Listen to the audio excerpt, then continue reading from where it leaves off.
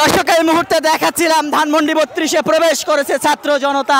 পুলিশের বাধা উপেক্ষা করে এই মুহূর্তে ধানমন্ডি ৩২-এ ছাত্র জনতা প্রবেশ করেছে এবং তারা বলছেন যে এখানে তারা বুলডোজার দিয়ে যে অবশিষ্ট অংশ রয়েছে সে অবশিষ্ট অংশ তারা কিন্তু ভেঙে ফেলবেন, এমনটি কিন্তু বলছেন ছাত্র জনতা। আমরা দেখতে পাচ্ছি যে পুলিশের ব্যারিকেড ছিল, সে পুলিশের ব্যারিকেড ভেঙে দিয়ে তারা কিন্তু এই মুহূর্তে ধানমন্ডি ৩২ এলাকায় কিন্তু ঢুকে পড়েছেন। তবে তাদের যে দুইটি বুলডোজার, সে বুলডোজার দুইটি এখনও কিন্তু এখানে নিয়ে আসেননি বা বুলডোজার এখনও নিয়ে আসা হয়নি, তেমনটি কিন্তু আমরা দেখেছি। তবে ছাত্র জনতা ধানমন্ডি ৩২-এর ভিতরে কিন্তু প্রবেশ করেছেন, তেমনটি কিন্তু আমরা দেখতে পাচ্ছি। এই মুহূর্তে আপনাদেরকে দেখাচ্ছিলাম এই মুহূর্তে ধানমন্ডি ৩২-এর পরিস্থিতি।